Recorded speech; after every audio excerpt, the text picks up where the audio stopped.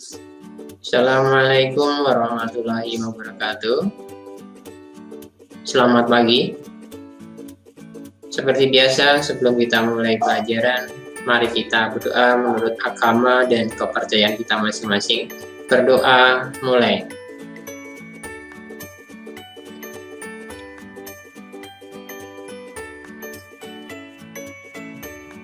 Berdoa selesai. Oke.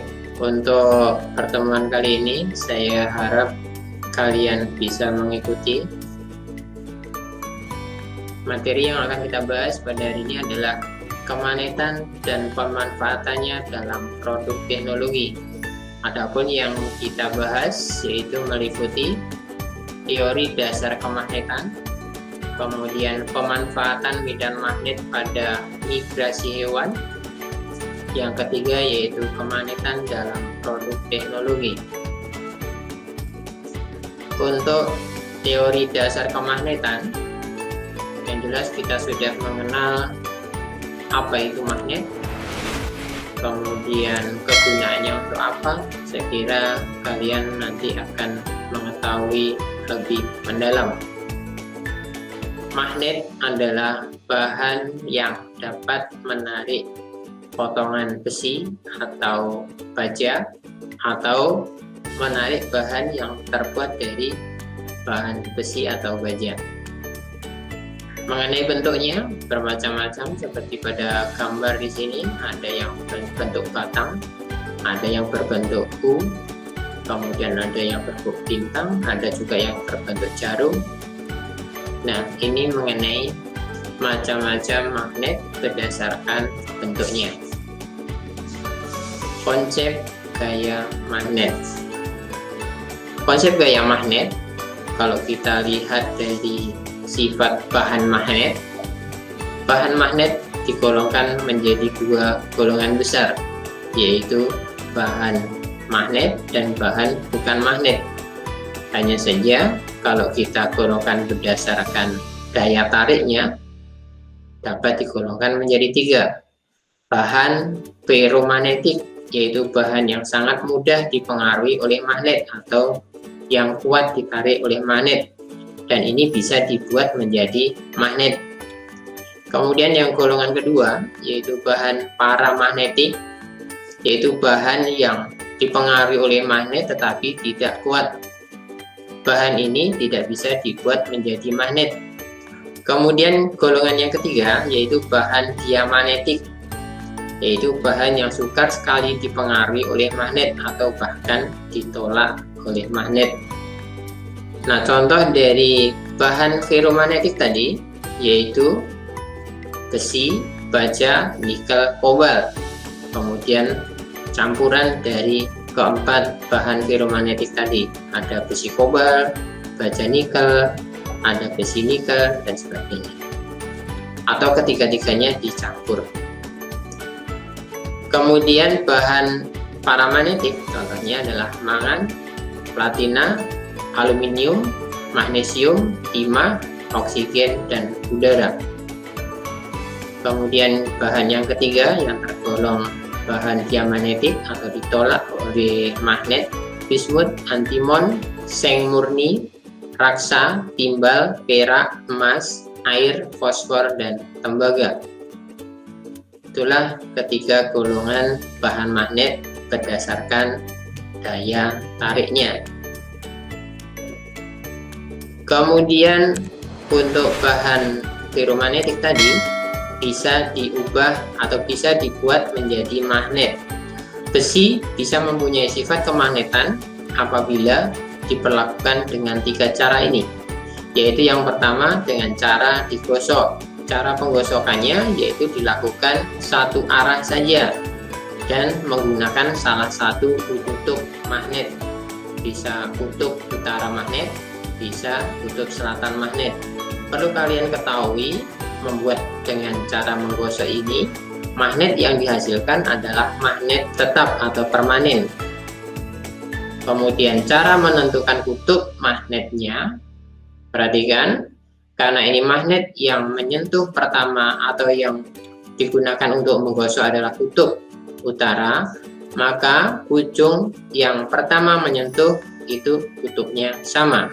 Sebaliknya, yang terakhir kutubnya berlawanan.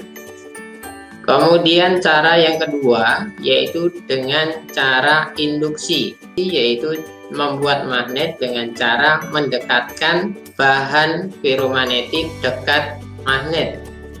Kemudian sifat kemagnetannya adalah sementara. Sementara ini apabila dia berada di dekat magnet saja, maka besi atau paku bisa bersifat magnet. Kemudian kutub yang terbentuk patokannya adalah ujung dari magnet yang berdekatan dengan besi. Karena ini yang berdekatan adalah kutub selatan, maka besi yang berdekatan dengan kutub selatan kutubnya berlawanan. Maka ujung yang lainnya adalah kutub selatan.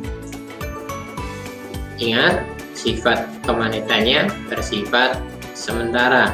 Selama berada di dekat magnet, maka besi atau paku mempunyai sifat kemagnetan. Kemudian cara yang ketiga yaitu dialiri dengan arus listrik searah. Dialiri dengan arus listrik searah ini contohnya sumbernya adalah baterai, ada positif ada negatif, atau menggunakan aki. Caranya besi atau baja itu kita lilitkan dengan kumparan, kemudian ujung kumparan kita hubungkan dengan sumber tegangan. Selama arus listrik mengalir di dalam kumparan, otomatis besi atau baja akan bersifat magnet. Nah, ini perlu diketahui, sifat kemagnetannya bisa tetap atau permanen, bisa juga sementara. Permanen apabila bahannya terbuat dari baja, sementara apabila bahannya terbuat dari besi. Kemudian cara menentukan kutub magnet yang terbentuk. Kutub magnet yang terbentuk kita menggunakan kaidah tangan kanan. Kita ambil contoh spidol. Untuk spidol ini kita ibaratkan bahan yang kita buat menjadi magnet. Kemudian kita gunakan kaidah tangan kanan, kita genggamkan. Untuk yang ada ibu jarinya ini adalah kutub utara, sedangkan kutub yang lainnya adalah kutub selatan. Bagaimana cara menentukannya?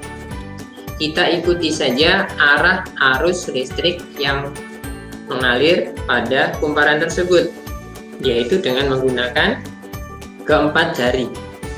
Nah, keempat jari ini adalah arus listriknya. Yang ada ibu jarinya adalah kutub utara, sedangkan yang lainnya adalah kutub selatan. Perlu diketahui, membuat magnet itu pada dasarnya adalah mengarahkan magnet elementer yang ada di dalam bahan magnet. Maaf, ini saya ambil contoh spidol, harusnya ini besi atau apa. Kalau spidol ini kan terbuat dari plastik, berarti ini bukan bahan magnet. Kalau bahan magnet ya besi atau baja. Jadi besi atau baja itu di dalamnya ada magnet elementer. Hanya saja kalau belum mempunyai sifat magnet, maka magnet elementer yang ada di dalam besi atau baja itu tidak beraturan. Tetapi kalau dalam proses membuat magnet itu mengarahkan magnet elementer yang ada di dalam bahan magnet tersebut. Ini hanya contoh saja. Jadi bukan ini yang jadi magnet. Kalau ini kan dari plastik nggak bisa diubah menjadi magnet. Mungkin ada pertanyaan? Kalau nggak ada, saya lanjutkan. Jadi saya ingatkan lagi ya, membuat magnet itu pada dasarnya adalah mengarahkan magnet elementer. Magnet elementer itu apa sih? Magnet elementer itu adalah magnet-magnet kecil yang berada di dalam bahan magnet. Yang termasuk bahan magnet tadi apa? Ferromagnet. magnetik. Kalau paramagnetik tidak bisa diubah menjadi magnet ya. Yang bisa diubah adalah bahan ferromagnetik. Oke, selanjutnya, kalau magnet bisa dibuat, sifat kemagnetan juga bisa dihilangkan. Nah, pada prinsipnya menghilangkan sifat kemagnetan adalah menghamburkan susunan magnet elementer yang ada di dalam magnet tersebut. Dengan hamburnya susunan magnet elementer, maka sifat kemagnetan pada magnet akan hilang. Beberapa cara untuk menghilangkan sifat kemagnetan sebuah magnet, yaitu yang pertama dengan cara dipukul. Memukul magnet dengan benda keras, bukan dibuang ya. Di sini maksudnya menghilangkan sifat kemagnetan. Kemudian yang kedua dengan cara dibakar. Dibakar kok bisa hilang? Iya, karena benda kalau dibakar susunan molekulnya akan berhambur, sehingga kemagnetannya juga demikian bisa berhambur juga. Kemudian yang ketiga dialiri dengan arus listrik bolak-balik. Nah, kalau arus listrik bolak-balik kan susunan magnet elementernya bisa bolak-balik. Kalau arusnya searah malah bertahan sifat kemagnetannya. Ya, saya kira itu aja dulu yang saya berikan hari ini, cara pembuatan magnet dan cara menghilangkan sifat kemagnetan bahan. Jadi pada prinsipnya membuat magnet adalah menyearahkan susunan magnet elementer pada bahan magnet tersebut. Dan sebaliknya, menghilangkan sifat kemagnetan pada dasarnya adalah menghamburkan susunan magnet elementer pada magnet tersebut. Sekian saya akhiri. Assalamualaikum warahmatullahi wabarakatuh.